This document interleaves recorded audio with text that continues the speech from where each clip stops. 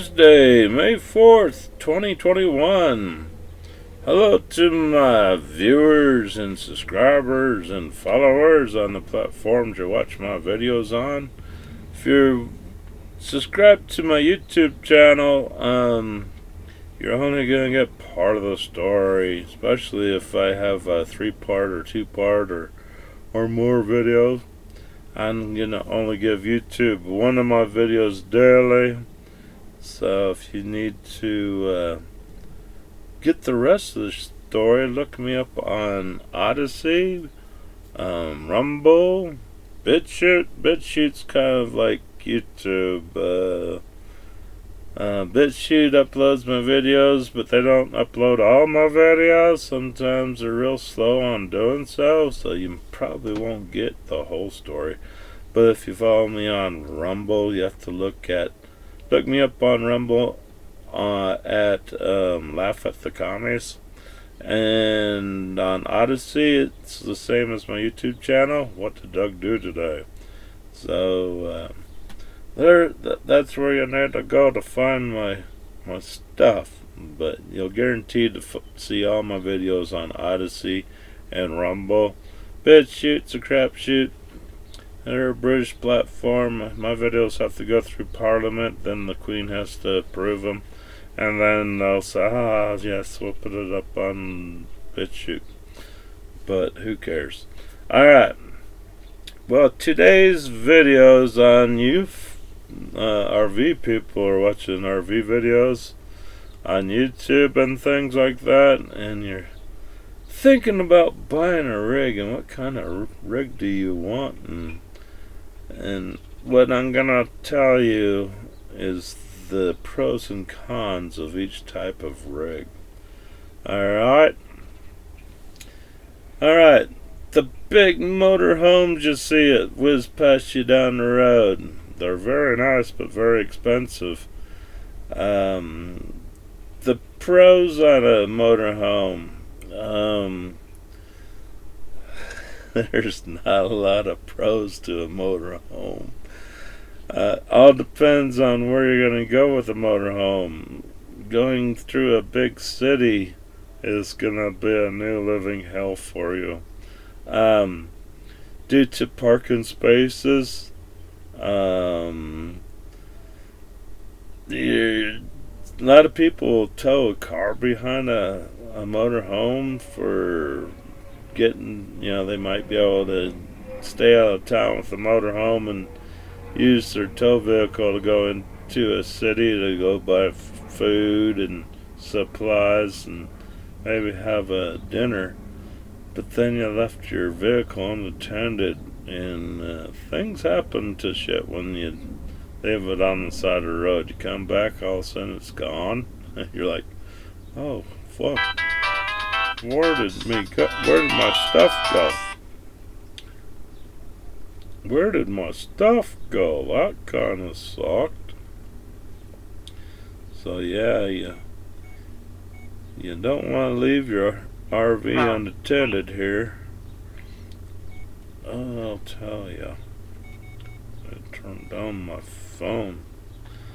So, and if you take your big motorhome on a dirt road and things, they're usually real low to the ground profile. So if you hit a rut, you're gonna get stuck, and nothing like getting a tow truck way back in the woods trying to get you out.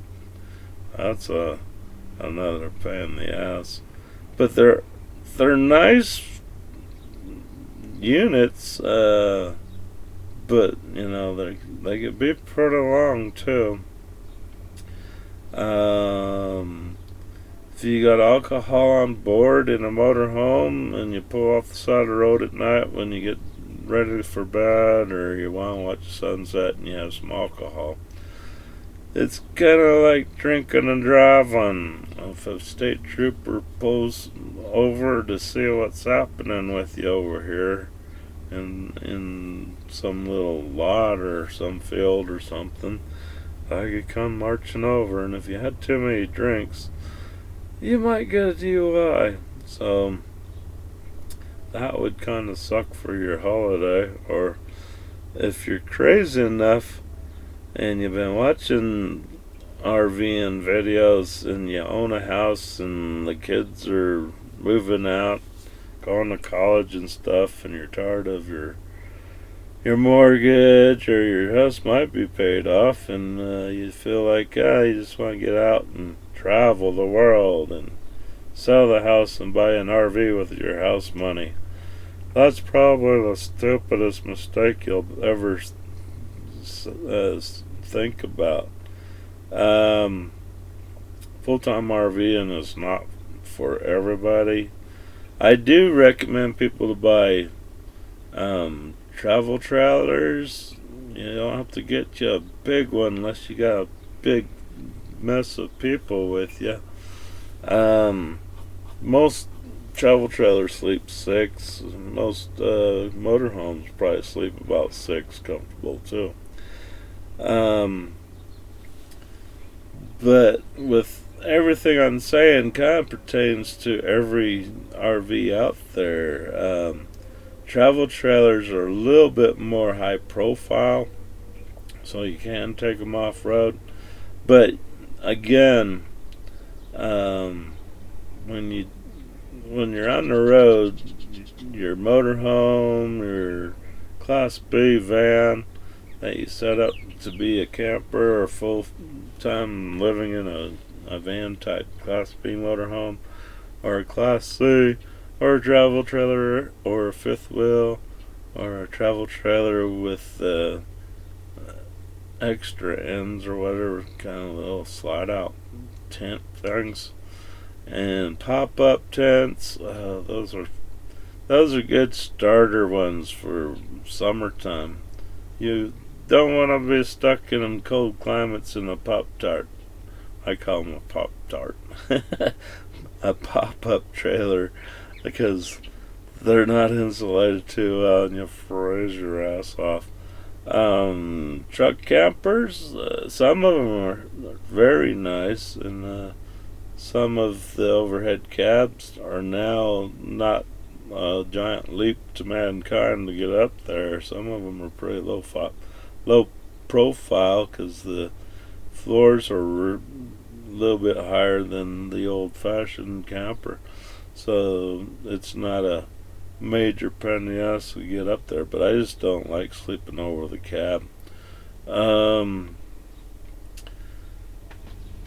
My picture is real blurry, so I can't really tell what kind of RV. That looks like a toy trailer. A lot of people think they want to get a toy trailer. A toy trailer means this little back of the RV or travel trailer slides down, so you could drive a motorcycle or a 4-wheel vehicle, little ATV up in there, and store it while you're pulling it with the rest of your stuff. You live up front, but you have your garage in the back. I'm not a big fan of those types of trailers too, because what makes these 4-wheel units drive, your motorcycles, your little ATV 4-wheelers and things like that, run? Gasoline. And gasoline or diesel slugging around, and if you have a spill or something, all that film is going inside where you're living, so you're gonna feel like you're living in a freaking garage. So I'm not a big fan of toy haulers, travel trailers that have a little garage in the back. Not a big fan of those. I'm not a big fan of full-time RVing in a van. The van's a little bit handy, so if you go into the cities, you're not going to have a hard time parking and stuff, compared to a big Class A motorhome. I do like travel trailers more than anything. You just have to be able to tow. Fifth wheels are nice. They're big and spacey, and again, you have to have a special hitch to make these things work in the back of your truck, you have to have one of those tongue latches. And they're big units, but some of these travel trailers are pretty long and tall too. So the difference between a travel trailer and a fifth wheel is usually a fifth wheel has 2 AC units in it, and they'll all have 50 amp services. So if you go to an RV park or a campsite that has power available for to tie into as you're camping at a park or something, or an RV park, you could get limited on the spaces because most RV parks are 30 amp, and then they have separate areas for the 50 amps, and your big Class A motorhome power, shore power that you get at RV parks or at campsites and stuff takes 50 amp also. With the travel trailer, it's 30 amps, which 30 amps is not a lot. 50 amps is nice, but the only reason the fifth wheels and the RVs, Class A RVs, have 50 amps is because they have 2 AC units. And most travel trailers only have 1 AC unit. So, fifth wheels, again, 50 amp, because they usually have 2 AC units. I have one in the living room and one in the bedroom to keep it a little bit cooler. There's different types of ACs for these rigs. You have duct type, which I have in my unit, which is awesome because then you have ducts going everywhere in your rig. I have ducts going to my bedroom, in my dining area, and the restroom, and all that. Your pop-ups usually don't have AC units. They could have them. They might just have a regular little AC unit that are not duct. They're just you turn it on at the AC and it blows out of the vents at the AC there. But again, this is all tent material and not too comfortable. Easy to tow though, because it collapses and you can see behind you, where if you're pulling a big trailer behind you or a fifth wheel, you better have some extended mirrors to see on the sides of you. And again, any trailer that has the little fabric pop outs, and this is like a little sleeping area, I'm not a big fan of those. I do like Class C motorhomes because they're just a little bit bigger than a van. Some have sleeping quarters above here. A lot of people make a big mistake of saying, well, I really don't like sleeping on top of my cab, so I'll turn this into a storage unit. The bad thing about storing things up in here is momentum. When you go forward real quick for some freaking reason, or if you're stopping, all that shit, especially if you're stopping real hard, all that stuff up here that you got stored can go push through the little front window there, or break it for sliding forward or sliding backwards as you pull forward. It could all tumble out and be a big pain in the butt. So gotta be careful where you store your stuff. And Class C's usually have a bedroom in the back, maybe a queen size bed or a double bed. So either way, I like a queen size bed. It's comfortable for two. So I have a bumper pull travel trailer, and I have a nice queen size bed to sleep in. Another thing you want to look for: skylights, or air vents on top of the roofs. Don't buy a travel trailer that has an air vent over your main sleeping bed in the back over your queen size bed, because they tend to leak. And plus the covers, the air vent covers, are now made out of plastic, unless you went and upgraded and got a old-fashioned metal cover air vent cover to make it a little darker. You know, they went plastic because they like to pretend these air vents are like skylights. One good hailstorm, those skylights will be shattered and you'll have water dripping. And nothing like having water dripping on your main sleeping bed. And you're like, Jesus, this is fun. Nobody told me that. But they do have some nice addition covers that cover these air vents that prevent rain from seeping in unless the wind is blowing 80 miles an hour towards the little opening in the air vent cover, and then you might get a little wet. But it'll save you a hell of a lot of grief when you accidentally leave your air vent open and you went out farting around and you knew a storm was coming, but you forgot about your air vents being open. And when you get back to your rig, you run to your rig and you open your door and you get the door closed to find your floor is you got a lake in your rig, so all your floor's wet and all your furniture wood's starting to swell, and you're like, oh shit, look at what we did. So thank you, God. Like I said, I'm not a big fan of full-time RVing. You get these people that live in vans full-time, oh, that would be a living hell. For a single person, I guess it'd be okay, but still, that would kind of suck. But these type of vans here, this Type B motorhome, it's a van conversion. Some of these tops will even raise up a little bit, but that's fabric again. So insulating type shit, that you're gonna be cold in cold climates. But at least you're able to walk upright in this type of a van conversion here. And again, some of these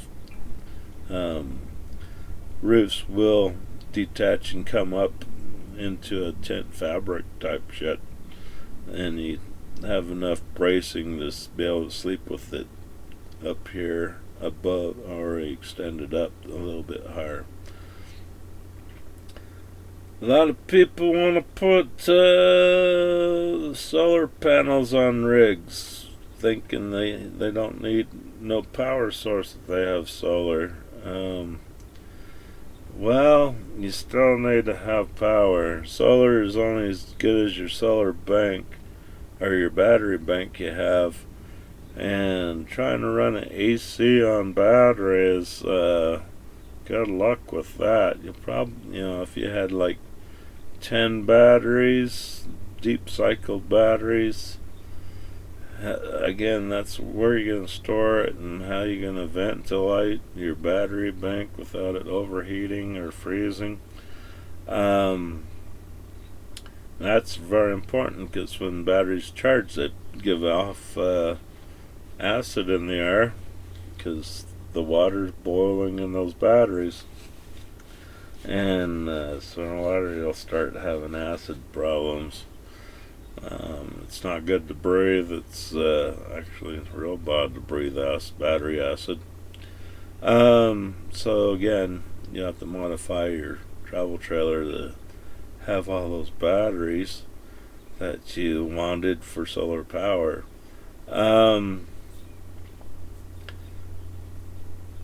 If you have a Class C motorhome or a big old Class A or a van type motorhome, I wouldn't recommend having solar, because your vehicle you'll be running around in your vehicle all the time going wherever you need to go, and that will keep your batteries charged for you. I do recommend you, they have solar lights that you could buy with small little solar cells that you could stick in your windows. I have two of those that I installed in my rig. They're actually dusted on lights with on and off buttons on it, so if I know I'm gonna go out and about and come home after dark, I could go ahead before I leave and click the solar lights to the on position, so when it gets dark my lights turn on automatically and it'll look like somebody's here. Those are awesome. They're dusted on lights, and make sure you get them that turn on and off, and you usually get two of those lights for about $30 to $50. Just depends when you catch them on sale. I bought mine from Walmart.com, and they're LD lights. They're like 52 little LDs in the light, and they are nice and bright. They're almost as they're actually just as good as my onboard lights.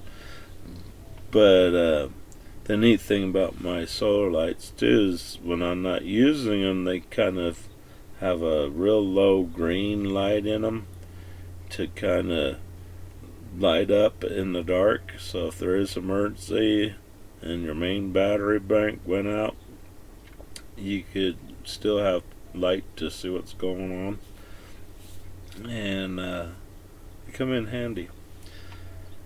So, but with travel trailers, anytime you drill a hole in your roof for your solar panels, it's another way rain's gonna get in and start leaking. Most travel trailers have skylights over their bathtub to keep you from using up your battery during the day, I guess. But those skylights, they start leaking after a while. So again, with anytime you buy a travel trailer, you'll need to do maintenance. Maintenance is a big one on your travel trailer. You gotta keep them washed, because the sun is not your friend. The sun is definitely not your friend. There's different types of siding. You could get a metal siding, which is okay. The only problem with metal siding is if you go through a hailstorm, your metal siding will look like you went through a driving range at the golf course. So you'll have little dents all over it. Or you get the fiberglass siding, which usually is pretty good with the hailstorms, other than your windows and your skylights. A good hailstorm will knock holes in your skylights and your air vents if they're plastic, or knock holes in your windows. If you find a trailer with a door that has no window, I would recommend you getting a door without a window, because these little window frames are plastic, and as you go 500 miles down the road pushing a 5,000-pound trailer behind you, and hitting potholes and bumps and jumps and stuff with your trailer, these little plastic window frames break. There's little nipples that hold the pane of glass in, and from the jolts that you're pounding into your trailer, those little nipples break, then your window slides into your door. And that's always fun. You're like, wow, I didn't know these windows rolled down. No, they don't. They don't roll down.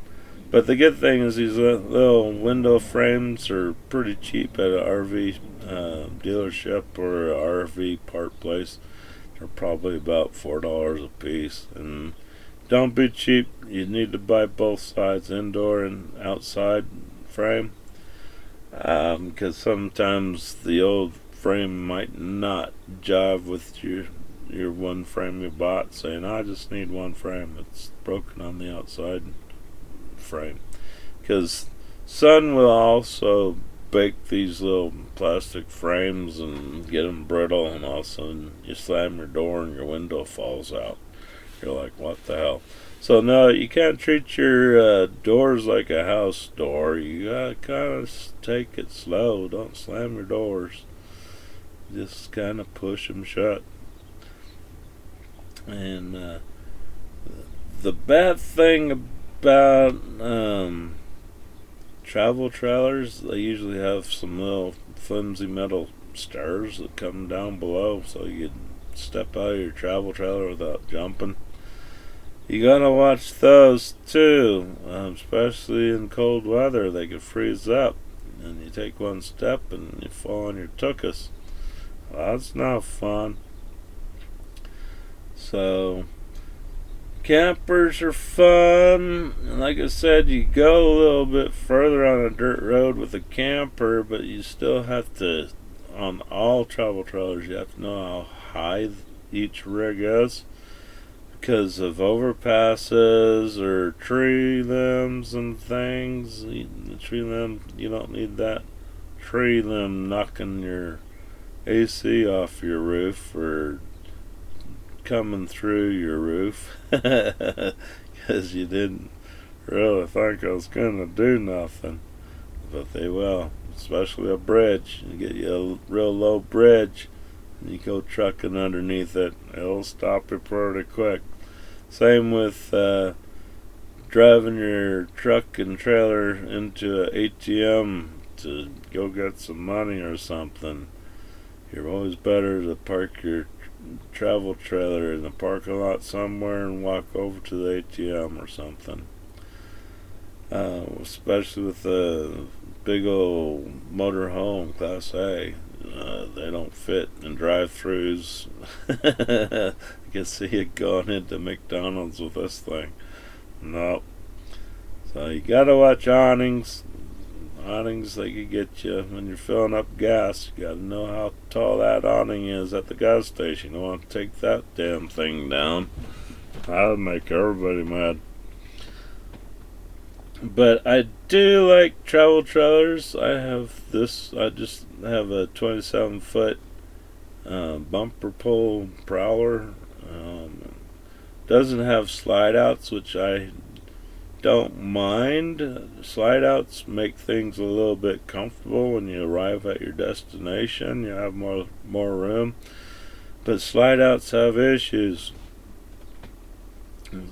If you don't have a ladder, to get on your roof and you have slide outs, you're going to get screwed. Especially if you park underneath a tree, you'll get leaves, branches, all sorts of crap on your slide out roof. When it's time to go, the twig's going to jam in there and you're not going to get that slide out pulled out or pulled in, so you can't go down the road with your slide out. So you'll have to find a way to get on top of your roof to get that twig out of that slide out. Plus slide outs, you got to do a lot of maintenance on slide outs, because slide outs usually, they all have seals around the slide out to keep cold air and warm air from coming in and heating you up, depending on the season you're in. Most rigs are not made for up north winter snow situations, unless you bought your rig that was made up north and they did winterize it for you. But the majority of your rigs, if you bought your rig here in Texas, it's not winterized. You're not going to have a whole lot of insulation. Your floors, you'll be getting your feet pretty cold in the wintertime here in Texas, and they'd be real cold up north where it snows. And when it does snow, you do have to do a lot of fucking work. So you gotta make sure your black water tank, your freshwater tanks, your gray water tanks are all empty. When it snows and you're in freezing weather and you're in a travel trailer and you're full time in it, You got to deal with all sorts of weather. But when it snows and you're full time and it's freezing out, you can't. You know, I've been full timing for 10 years. I see people all the time. Out here in West Texas, we do get freezing in the wintertime at night. So they still want to hook up their water, keep their water hooked up to their rig during freezing weather. So they'll go winterize their garden hose that they used to use for water, to their showers and their faucets and toilets and shit. So they'll go buy insulation, buy some heat strip tape, and put that in the insulation, then put those in there and get it all nice and insulated, and plug the heat strip tape into the power source that the RV park provides or the camping site provides. But you can't guarantee your power. You could be sleeping and then the power goes out, either from an ice storm. West Texas is great for ice storms. So you have an ice storm, have high winds and freezing weather and rain, and that freezes on the power lines, and a good wind storm comes and those power lines just break like little popsicle sticks, just pop, then you're out of power. Meanwhile, you left your water on. Now your hose is gonna freeze. And most of the time, where it freezes is where you screw into your hose into your rig. It'll freeze right at that spot. And then when it thaws out, you'll have a major water leak right there. Or maybe somewhere inside your rig, because you had water in the lines and it had nowhere to go but expand and poof. And all these RV water lines are plastic tubing. And if you have a busted water line, hopefully it's at your outlet where you tie in for your water. And if you don't drain your drinking water tank, your gray water tank, your black water tank, and those tanks break, you got a world of hurt, because those tanks are not easy to replace. You got to pull up your floorboards in your rig, and that is not fun. If I did that to my rig, I'd just say, fuck it. My tanks are screwed. So my alternative, I'd have to go get one of those non-water toilets. Those what are they? Compost toilets, and that's a lot of fun. Compost toilets, they fucking suck. And that's another thing with regular toilets in the RVs and travel trailers.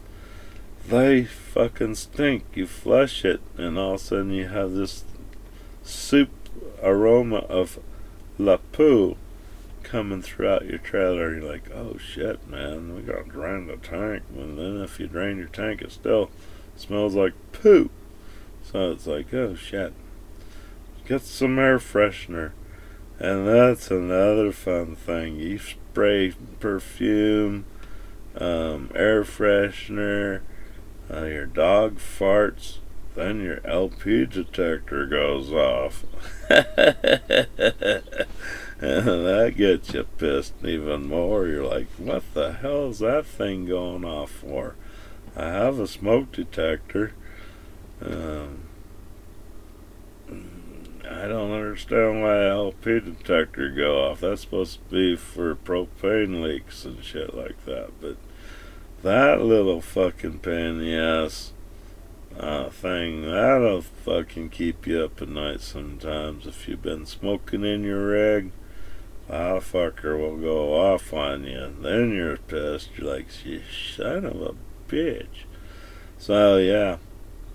LP detectors are real important safety devices for your rig. You need it.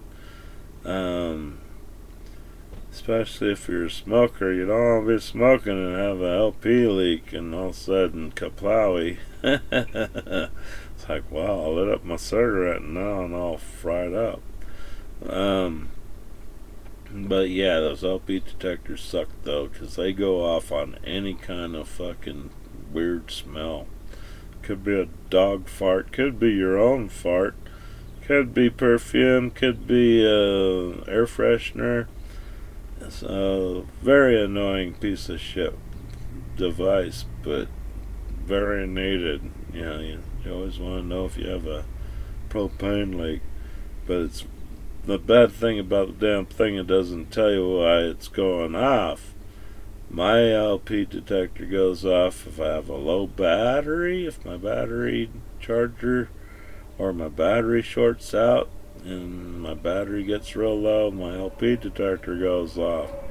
It's like, well, I got a little battery indicator panel.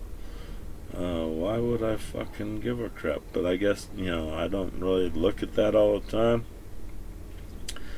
So I guess it's okay if the damn LP detector goes off and I have a low battery. So lets me go out there and look at my battery and say, oh shit, we got a problem over here. I guess we gotta go buy a new battery. And that's the thing too. Even if you're hooked up to RV park power or campground power, your battery has to stay charged. Most travel trailers do have an onboard charger, but sometimes they go out and they won't keep your battery charged when they should be, when they're plugged into shoreline power. So that could be annoying, but it's not the end of the world. You just buy a trickle charger at Walmart or AutoZone or Academy or wherever they sell trickle chargers for 12-volt batteries, and you'll have to find a 110 outlet with an extension cord and charge your battery that way until you finally decide you want to change out your onboard charger. So yeah, but like I said, taking your travel trailers off-road or even motorhomes off-road. Motorhomes are the worst. Vans could be pretty bad too. Class C's seem to be a little bit higher off the ground, but motorhomes are usually pretty low to the ground. Some vans get pretty low to the ground too. Travel trailers are a little bit higher off the ground than Class A's, B's, and C's. But still, when you're on a dirt road, you're bouncing shit around pretty hard and heavy if you're going fast on a dirt road, which you're being stupid. You could break shit. Your TVs could fall off their mounts and crash. Your microwave could fall out. Your stove could probably break free. Refrigerator could break free. There's all sorts of little shit things that make your day when you finally pull over and say, oh, this is the spot we've been looking for, Ma. And you jump in your trailer and you look and say, what the hell? Did the tornado hit us? Oh, we're shits everywhere. So yeah, and that's the biggest mistake too, is people want to buy older units, which is okay, but they want to turn the older units into like a mini house. They want to have tiles. They want ceramic tiles in the bath area, in the shower area. They want ceramic tiles on the floor or wood flooring. They want porcelain toilets, just like the old house had. When you pull your travel trailer, or if you update your motorhome like that with tile work everywhere. It looks very nice. You get it all done at your house or at your storage area. You've been working on it for years. This fucking turning the inside like looking like a palace that you always wished you had, and you finally have it. Because everything's custom tile work. You got porcelain toilet, just like you have at your house. When you hook it up and hit the road and hit your first pothole, well, hop on. All your tile work just fell off the fucking wall. And all the tile work on your floor is all loose and pop free. So, what do you get to do when you get to your destination? You need to go get some more grit and fucking tile cement and start retiling everything that you had done before. To do it again, because it's gonna do it again, because every time you get on the road and hit potholes, there goes your tile work. So there's a reason why travel trailers are made with a lot of plastic. You have a plastic toilet, you got kind of a plastic tub, and the walls are plastic, and the wallpaper's kind of a vinyl wallpaper maybe. Not a lot of tile work in a travel trailer unless you put it there. So yeah, you gotta watch out. The only time you want to put tile work in a travel trailer to make it home sweet home and all pretty and gussied up, and you want that porcelain toilet, is when you buy some land and you want a place to live while you go to your land. But again, travel trailers, they're bumper pulled. If you don't have a good lock on your bumper tongue, they have these little tongue locks you could get. Doesn't mean people can't get a sledgehammer and bust them free. But you leave a nice travel trailer out on your land somewhere out in the boonies, not guaranteed it's gonna be in good shape when you come back, because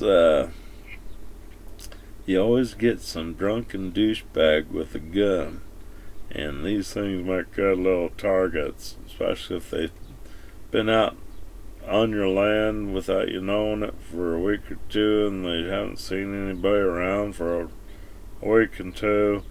And they get bored and say, well, I always wanted to shoot a travel trailer. so yeah, people are dicks. They could break into it and tear it up, hook it up and tow it away. Who knows?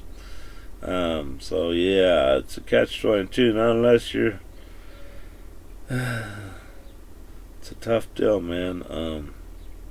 Unless you're gonna be a off-grid person and you're there or have people on your property 24/7 to keep an eye on your stuff, then you could upgrade these travel trailers to home sweet home and make them sweet. But if you're up north and it snows on your land, travel trailers, and you want to do a lot of insulating and get it all nice, you'll put a curtain on the bottom, surround it with that fabric crap all the way around the sides of your rig to winterproof it, you think. You're still dealing with the sewer and your black water tanks and all that crap. Your sewer line, that lays out on the grass or on the ground outside your travel trailer, going to a septic tank, I hope, not into the lake water or streams that you might be parking next to. If you have a septic tank that you have a hose that's tied into your rig to drain your black water, gray water, and drinking water, all that crap, Um, that the hose is not insulated, and if it's freezing and you want to think you could do what you do at home, you turn on the tap, your faucet, and turn your faucets on to a little drip, and let the water, open up your valves to your gray water, black water tanks. So while you drip the water in your faucet and it goes into your black water or gray water tank, and drains out into this septic tank that you're tied into, that doesn't work because that hose is not insulated, and it's real cheap plastic too. And that will finally, you're making ice as that water's trickling through your rig, water tanks or black water tanks and gray water tanks. You're making ice every time you're trickling water in a freezing climate. Sooner or later that hose is going to turn into a big chunk of ice, and then that water that you've been trickling in will finally start filling up your black water tank or your gray water tank or both, and all of a sudden it will back up into your rig, and you'll have poop, gray water floating everywhere in your rig, and you'll be pissed, and then your tanks are gonna bust. You're like, shit, what was I thinking? What I normally do in deep freeze weather when it's below 32 degrees, you gotta get you some good kitchen size 20-gallon bags that you use for a little kitchen trash can. Those work good for the toilets. You line your toilet with at least, I double bag mine. I'll use 2 of those trash liners, put one inside one, and fit it around the inside of the toilet. You want to clean your toilet a little bit, but you use the trash bags as liners in your toilet, and then you can take a poop and a pee, and that should hold probably 2 or 3 poops and a pee. I don't like to fucking overload up a fucking Glad bag full of poop and piss, but sometimes you gotta do what you gotta do. And then you could run that shit to the dumpster real quick and say fuck that, and then you have to reline your toilet again with 2 Glad bags again for the next pee and the poop. So that's how you keep your pipes and your sewer line from freezing over. The good thing, most full-time RVers, they go up north in the summer and then they get the hell out of the north and head to the southern states where it's nice and comfortable in the wintertime. We don't get too many freezes up for at night, and by noon we're above freezing, so you could have your water on and enjoy your RV or travel trailer experience a lot better. But yeah, you definitely gotta take care of your plumbing, because if you don't take care of your plumbing in these travel trailers or motorhomes or fifth wheels, you're gonna be in a world of hurt. And those compost toilets, that would suck, because you have to empty those every day, or every 2 or 3 days, I guess, if you like to smell poop. And then you have to get sawdust or whatever kind of cat box material that you might use in it, I guess. I don't know. I wouldn't want a compost toilet. I'd rather just have your black water tank and fill that baby up. If if you're able to stay at an RV park, you find one that's real reasonable and safe, and everything's gonna be pretty cool, because RV parks are pretty nice. It just depends on your situation. If you're a family, you got kids and stuff, RV parks could be a hell zone for you if you don't pick the right one.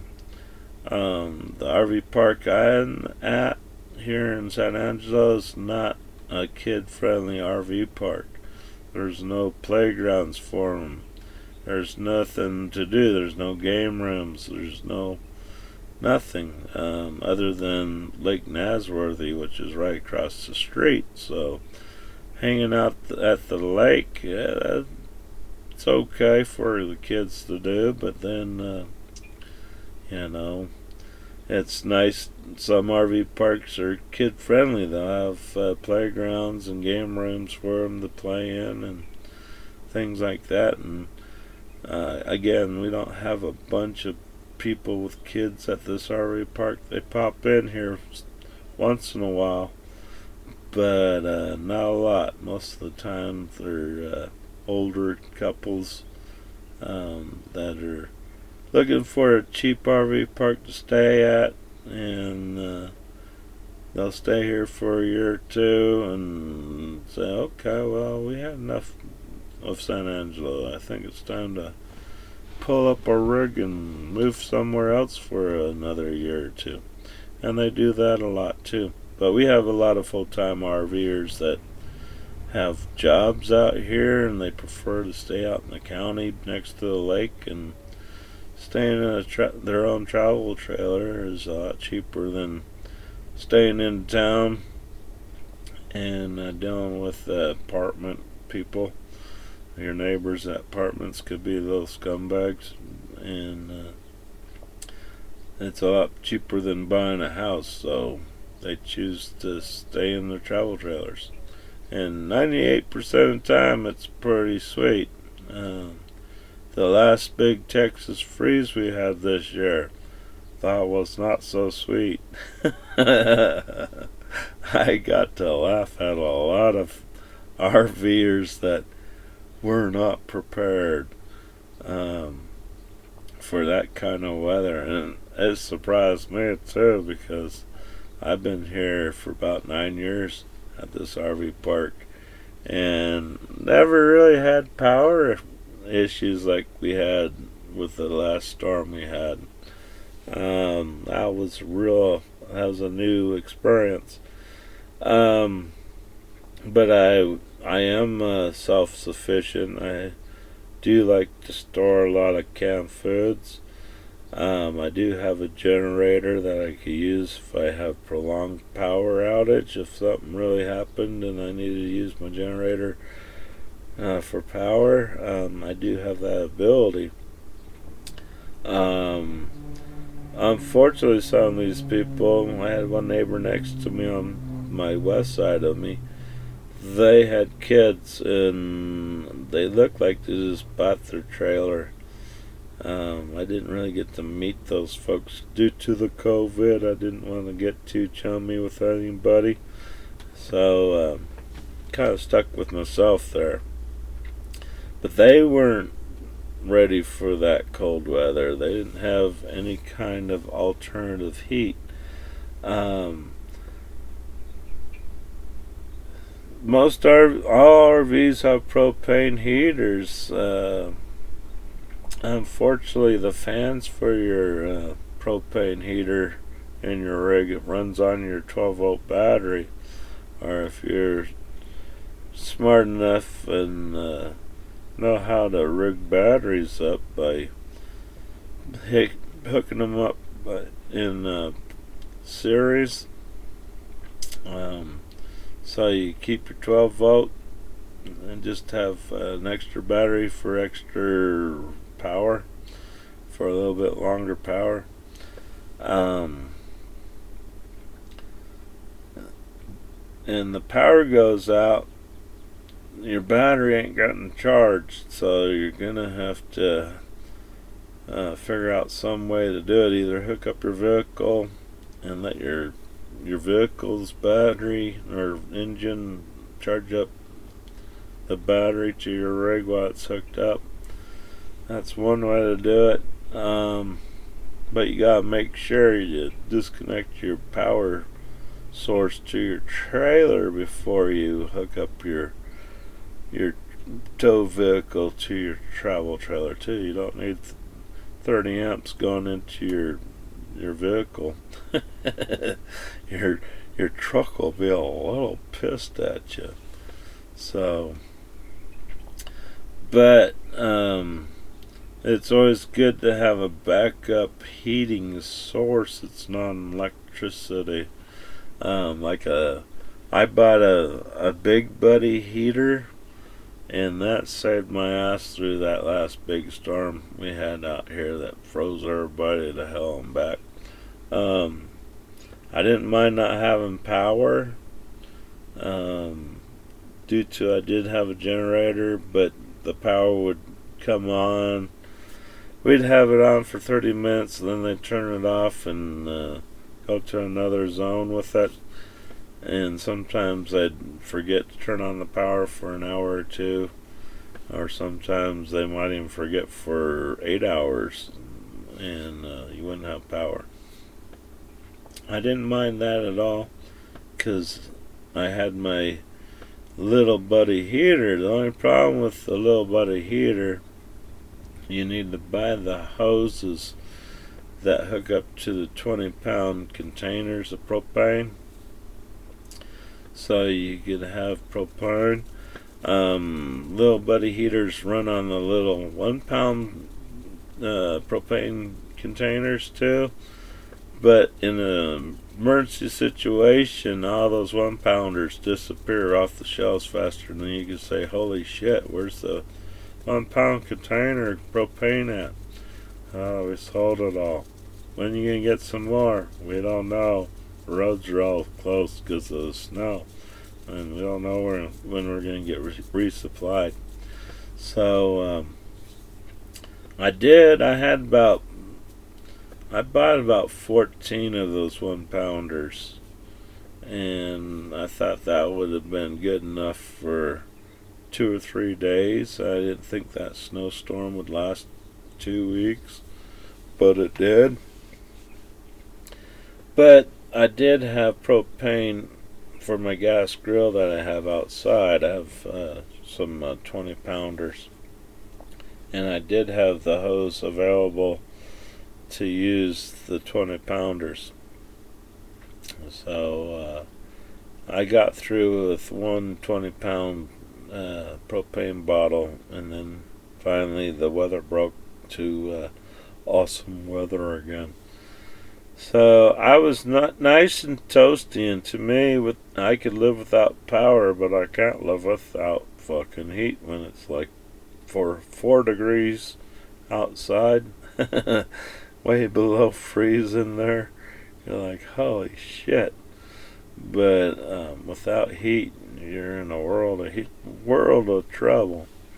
So it's always nice to have another source for non-electric cooking. You know, I could have cooked shit on my grill if I had to. I do have a little camp stove I could have hooked up to cook shit, but it all came out pretty good. When I got hungry, I was able to have regular shore power that came on, and when it came on, I took advantage of it. I said, let's open up the fridge, see what we got to eat, or look through my pantry and see what I had stored up to eat. So food, I was covered. Heat-wise, I was covered, but I wanted to buy more 20-pound propane bottles, and at that time, Walmart, all the little gas stations that sold propane 20-pound bottles, they were out of propane. They had a bunch of empties in their little propane cases, but they're all empty. So I went around to all the stores that sold propane, had the 20-pounders, and got the same answer, oh, we're out of propane, they're all empty. And I asked him if I could buy an empty bottle. I was like, yeah, I'll be happy to pay for the empty bottle. You could charge me full price, I don't care. But they wouldn't sell the empties. The reason I wanted empty was there was an RV park down the road that refills propane bottles, and they don't do exchanges. You have to bring your own bottle, and they'll fill it up for you, and you pay for the propane they fill it up with. So I didn't have a bunch of those 20-pounders, so now I bought one extra bottle, so I have two 20-pound bottles for my grill, or for heat emergencies again. But I think this summer I'm going to stock up and have at least 6 of those 20-pounders.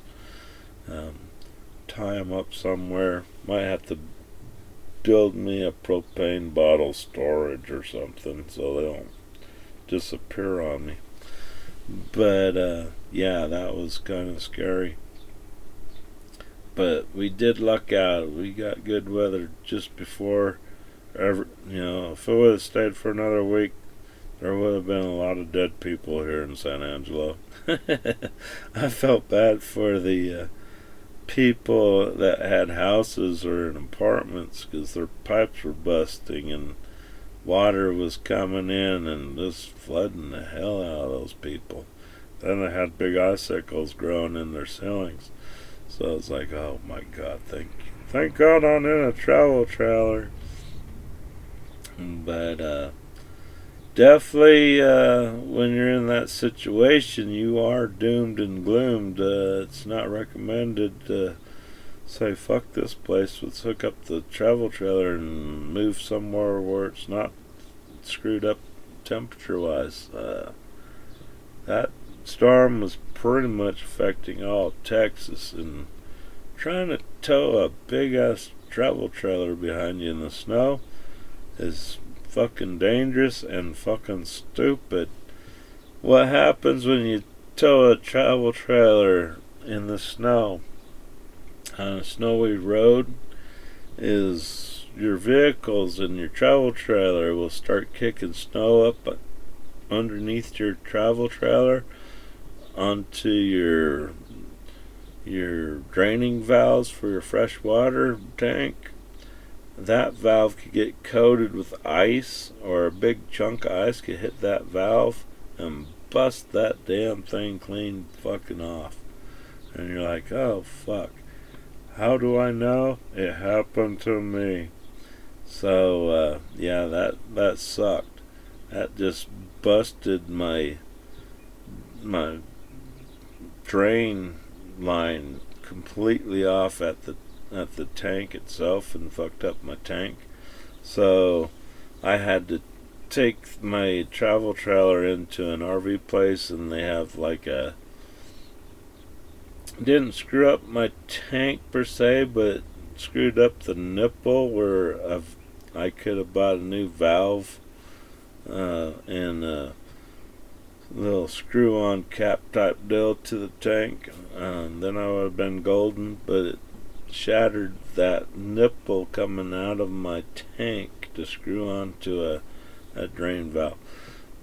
If that happens to you, you have to take it to the RV dealership, and they have like a heat gun, screw gun that'll screw a new nipple into your tank, which will probably be a little bit bigger than your old hole it had in it.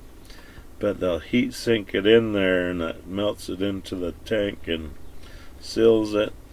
And then you have a nice new thread, and you can just go get some PVC with a little valve, cut-off valve in it, and then your tank's not total fucked. But if it shattered your tank, then you're kind of screwed. So the blues and the fun times, the good times and the bad of our full-time RVing. And even part-time, even if you buy a travel trailer and you have a house and you want to have a travel trailer, it's nice to have a travel trailer. They do make emergency shelters, good emergency shelters if something happened to your house, or if you had a relative or a friend come into town and you want to give them some private space of their own, and you have a travel trailer, run you some power out there and hook up the garden hose and say, there you go, home sweet home, we got some food in the pantry inside, and what you want to eat or don't want to eat, don't eat it. Or you go to the store and buy your own food. The refrigerator works, microwave works, the stove works, all that. So it's home sweet home. And when you wake up, the back door's open. Come on in, we'll have breakfast ready for you.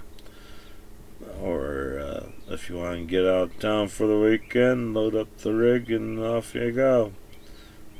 You're off to your destination. But like I said, when you hit the road, that's where your fun starts, because that, when you finally get to your destination in one piece, you have an awesome place to stay. You ain't gonna have bugs crawling on you. You still might get flies because the door opens up and stuff, but you could get you a little bug zapper if you have shore power or a generator. You can buy one of those little outdoor indoor bug zappers, and that takes care of a lot of little fucking pain in the ass bugs that get inside your rig from the door opening and closing and things. And sometimes bugs come through your vent-to-hood vent. Might be open, the flap on that damn thing sometimes that might stay open big enough for a bug or two to fly in. And then it gets through your vent hood filter, and then it's flying free. You're like, where the hell did you come from? Sometimes the bugs will come through your air vent too, up on the roof that you have opened up to give you a little fresh air. So yeah, if you're going to be a full-time RVer, staying at Walmart parking lot, that would suck. Yeah, it's free, but it would suck. Staying at a truck stop would suck too, because somebody's running all night and having diesel floating in the air all night. That would suck. It'd be noisy too. The best way I could say is if you own a house and you want to do full-time RVing, don't sell your house. Rent it. Find a relative or somebody you trust. Rent your house. Having that extra income will help you while you're on the road. At least, hopefully, the rent will cover your mortgage or something. But yeah, I wouldn't sell my house and do full-time RVing. Yeah, you might do it for a year or something, then you'll be saying, okay, I think we need to sell this RV and buy a house again. That's kind of stupid. But yeah, if you have a paid-off house, I would save up. I don't recommend you buying a brand new rig, because when you buy a brand new rig, it's nice to have a brand new rig, because nobody's really fucked things up or pissed on things or whatever. But it's kind of stupid to buy a brand new rig. You could buy a 5-year-older rig that will still be covered with the RV warranty. Most of those RV warranties are 12-year warranties for anything that goes wrong. But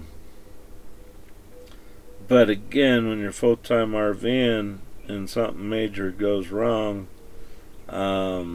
you're out of a house. You gotta leave it at an RV park. Then you got strangers going through your shit. And so it's like, wow, that kind of sucks.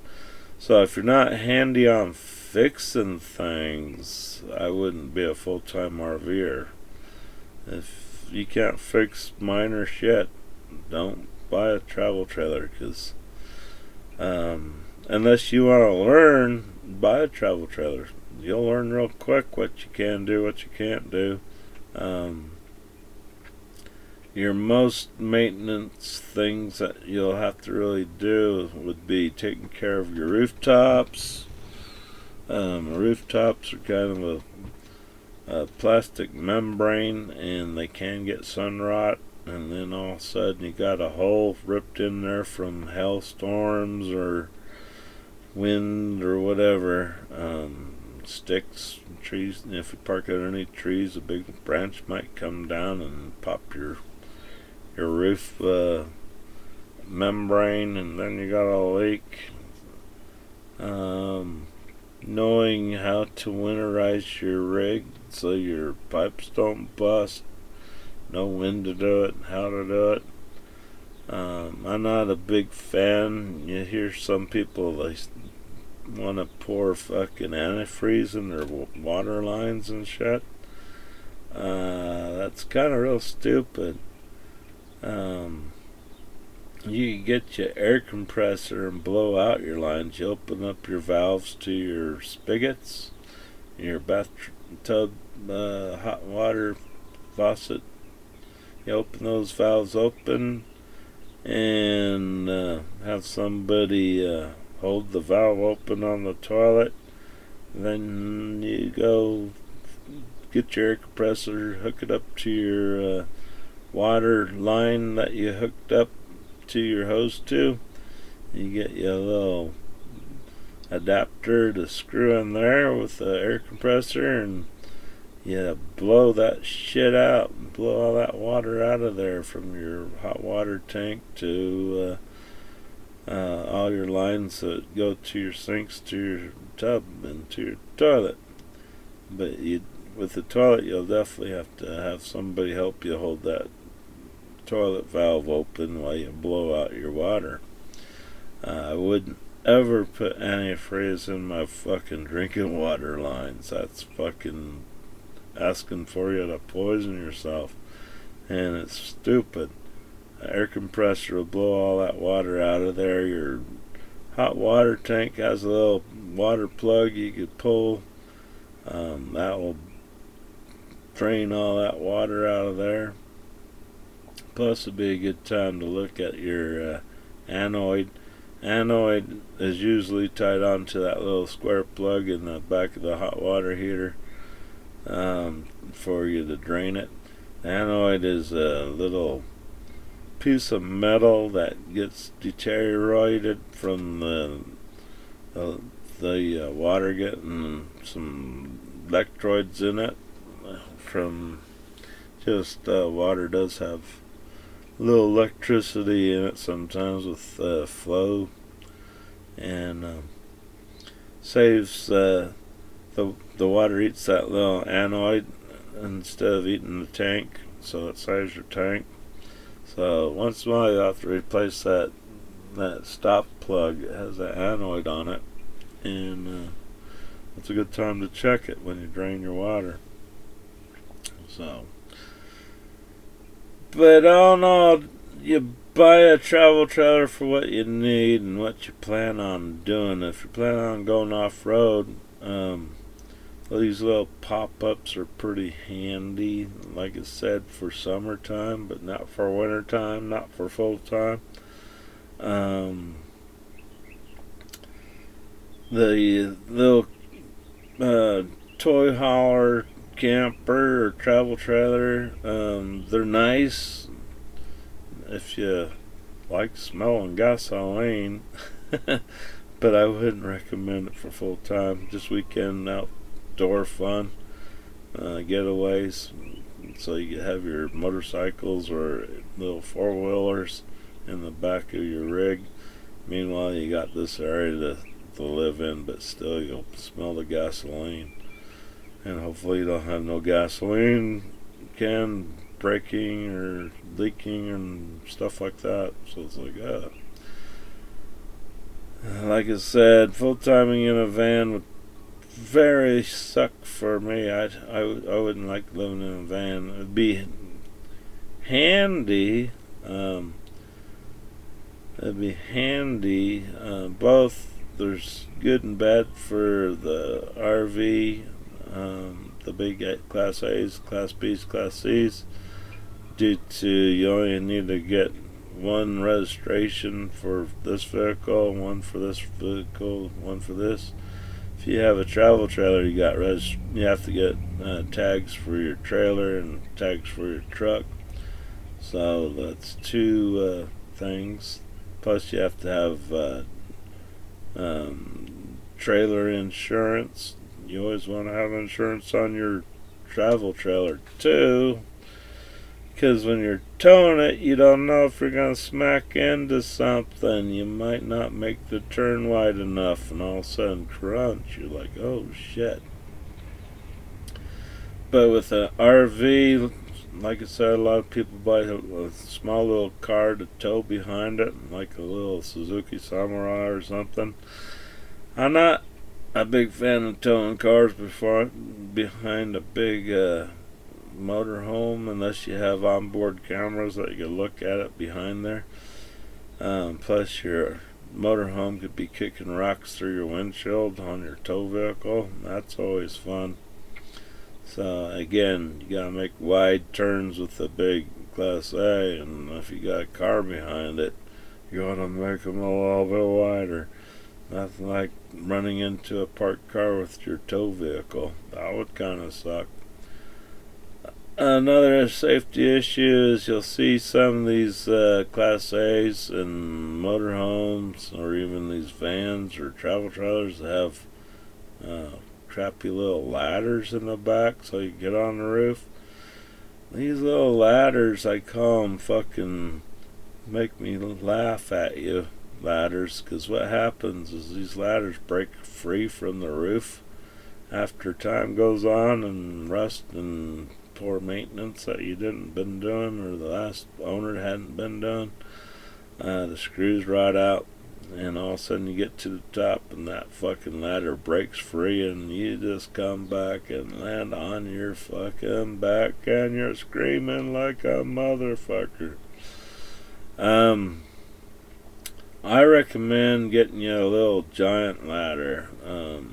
I have a little giant that collapses down to a 4-foot ladder that goes into itself, and I can store that in the back of my truck. I could store it in my cargo hold if I wanted to, but it's easier to put in the back of my truck, and I have one of those shelves in the back of my truck. It goes over my bed of my truck, so it's handy. Plus, when I need to get on my roof, I got that little giant that extends to a 12-foot straight ladder, and I get on my roof and do what I gotta do. Inspect my AC unit. Every year you need to pull the shroud off your AC unit and rinse out the coils up there, your condenser coils, because they get full of cottonwood seeds from, if you're up north where there's cottonwood trees, and those little trees like to shoot their little cottonwood seeds into your condenser coil and plug it up, and then you're not getting AC cooling, you're getting hot and pissed.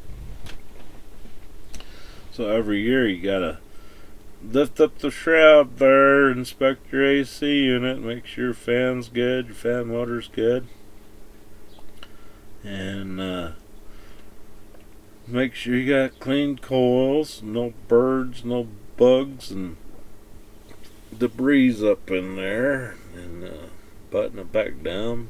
Check your roof for any kind of cracks or leaks that might happen on you.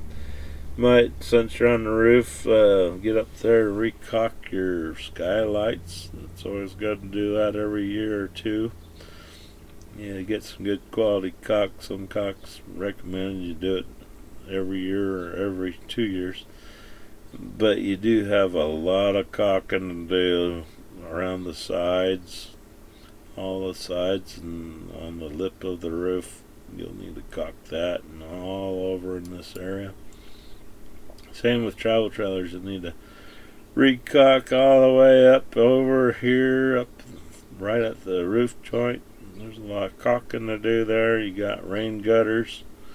Gotta make sure they're all clear so they don't start holding water, and that could cause you the roof to start having problems if these rain gutters start holding water and not draining right. You always got some door,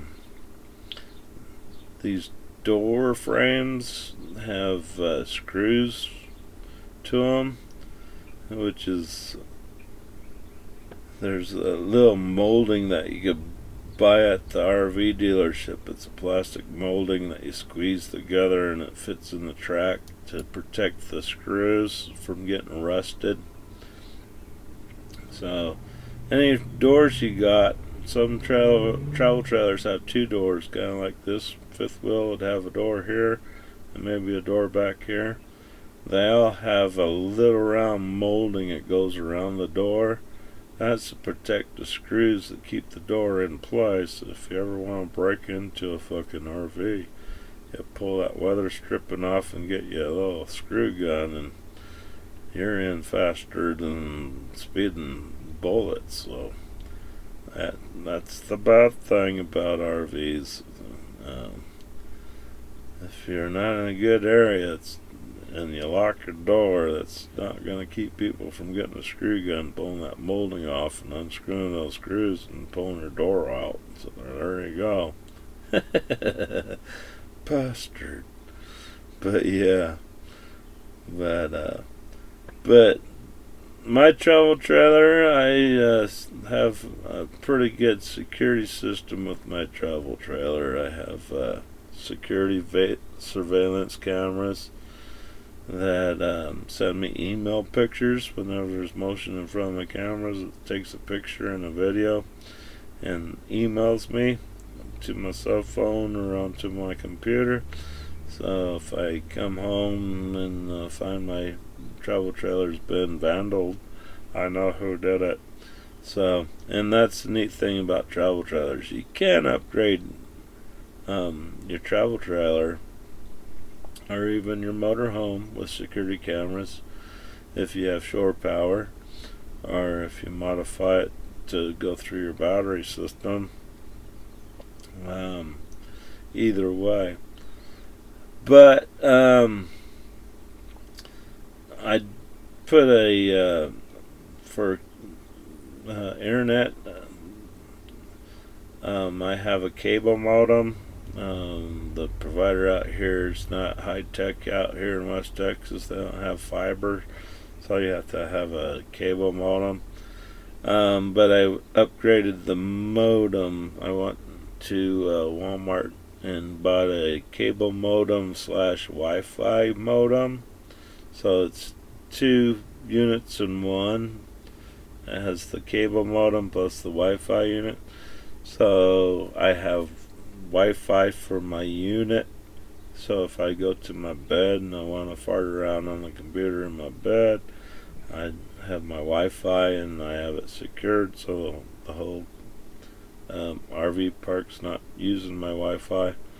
So it's secured, and I do have my regular cable modem to do uploads and all that with faster speed compared to having Wi-Fi. If you stay at RV parks too, try to find you one that has free Wi-Fi. The good RV parks will have free Wi-Fi. They'll have a health club. They'll have hot tubs. They'll have swimming pools. They'll have game rooms. They'll have bath houses, which are awesome. If you're able to get an RV park that has bath houses, you got the problem made, because The problem with RVs and motorhomes and vans and all these fancy travel trailers, even campers, most have like a 5-gallon hot water heater to take a shower with.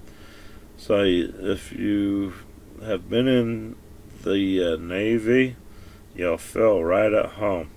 Because in the Navy, you only get 2-minute shower if you're lucky, depending on how long you've been out in the ocean and how their water supply is lasting.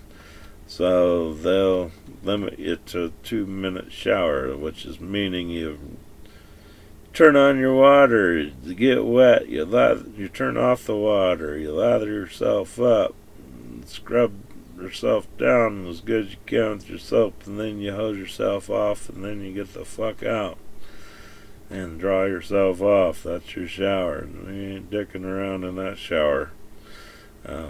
Same with your RV, especially if you have more than one person. You're in and out. And the neat thing about the showers is the nozzle usually has a little on-off button, so you don't have to readjust your water. You just turn it off at the shower head and go ahead and lather yourself up after you got yourself wet, and then you rinse yourself off, and you're out and letting your next person enjoy a hot shower. So yeah, if you're into like 20-30 minute showers, hour showers, you're shit out of luck unless you find an RV park that has a bathhouse. And then they'll have a nice tub for you to use, or a shower, or both. You'll be able to either take a shower or a bath in a nice porcelain tub. So yeah. But unfortunately, at this RV park, there's no such animal over here. They don't have all the nice amenities, but you're not paying a whole shitload of rent to stay here. So if you're not going to pay a lot of money, you don't get all the nice benefits like you do if you did pay a bunch of money. So it's all what you're looking for.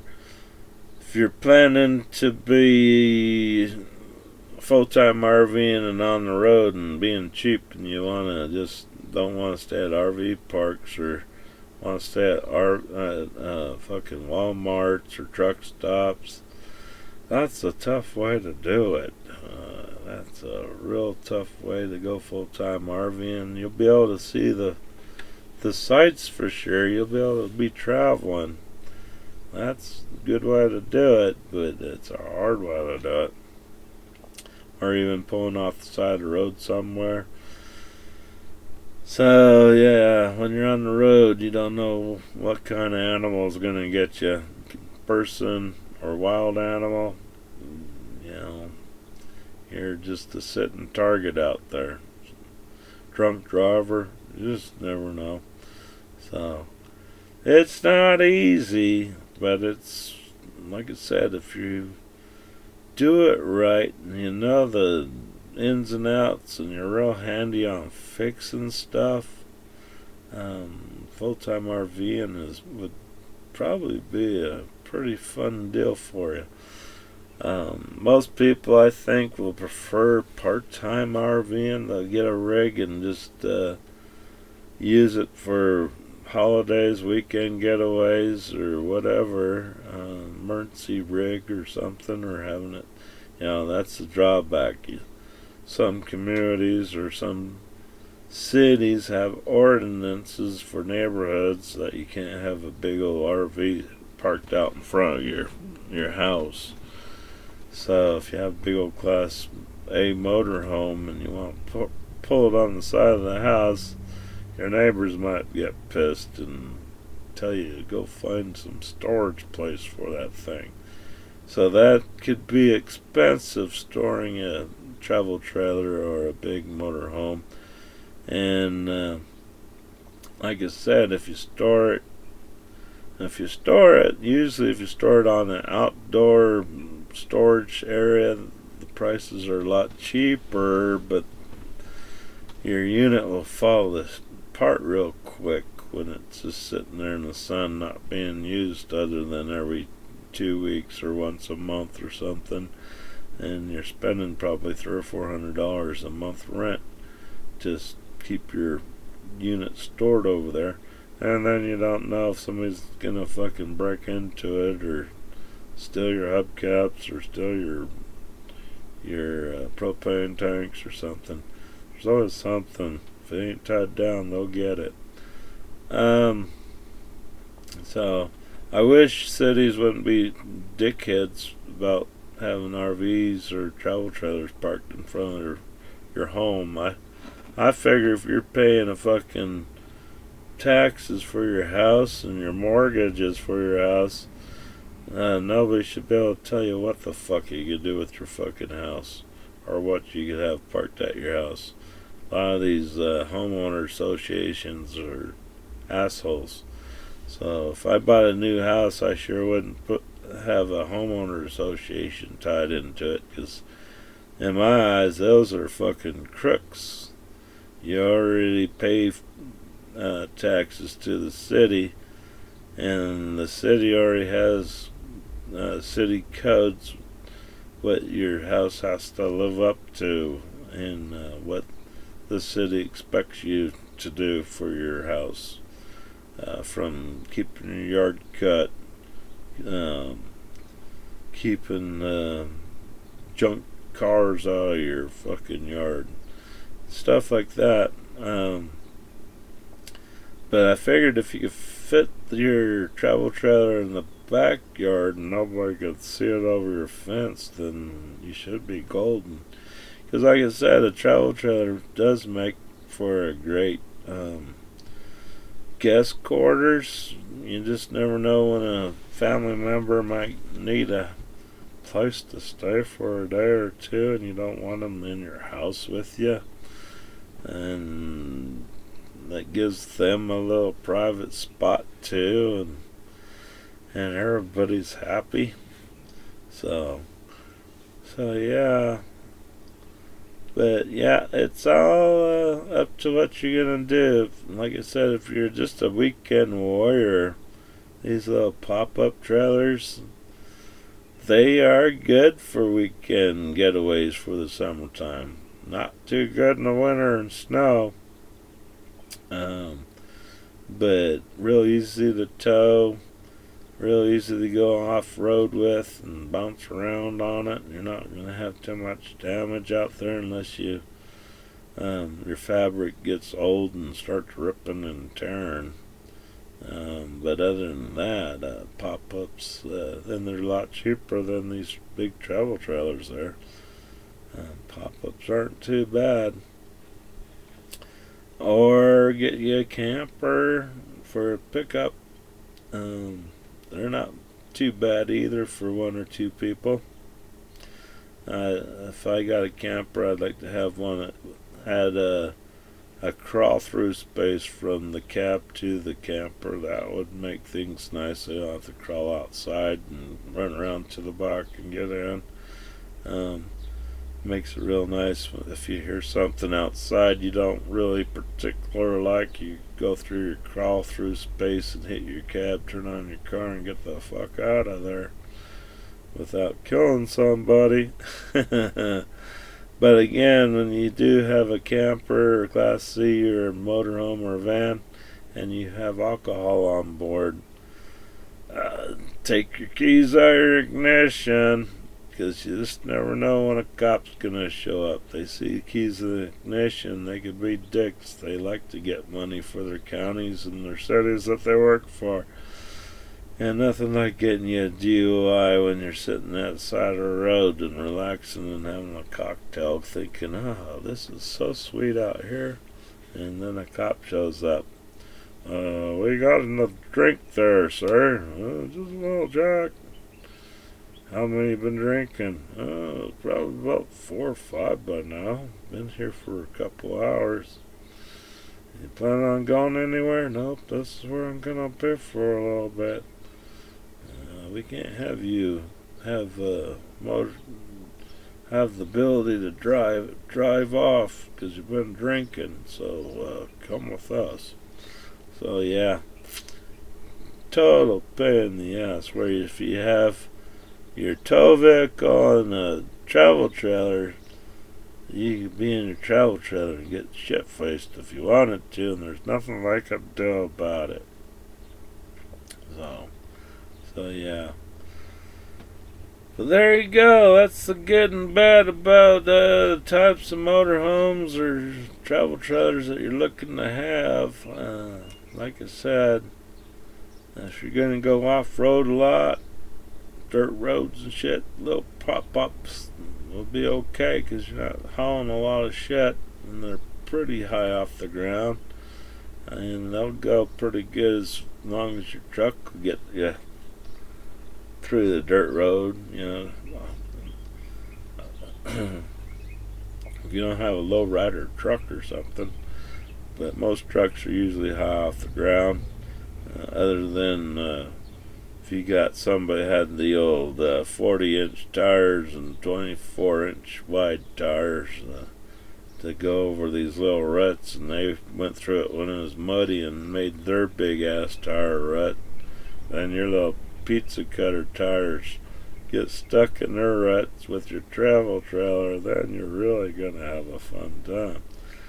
So yeah, no, if you're a family with kids, I don't recommend full-time RVing with kids, because it would total suck for you and for the kid or kids. You probably do it with one kid, but your poor kid would just probably be a social retard when it comes to meeting other kids, because he doesn't know what to do. What do we do with this little fucking burger muncher? I don't know, son. You'll have to learn. So yeah. Alright. Well, good luck, everybody. But travel trailers are nice. Gives you a good place to stay when you arrive at arrival destination. And one piece that is, you just never know when you're on the road from A and B. That's where your adventure really is. But when you get to your arrival spot in one piece, and you didn't destroy your inside of your rig, you'll have an awesome experience. And then make it back home in one piece, you'll have really good memories. It's better than a tent. The only good thing about a tent is usually you could backpack a tent far away from other people. If you got a travel trailer, you can't go too far away from people. You'll be having people driving by. So yeah, but like I said, with a good generator and a lot of good luck, you'll have an awesome time.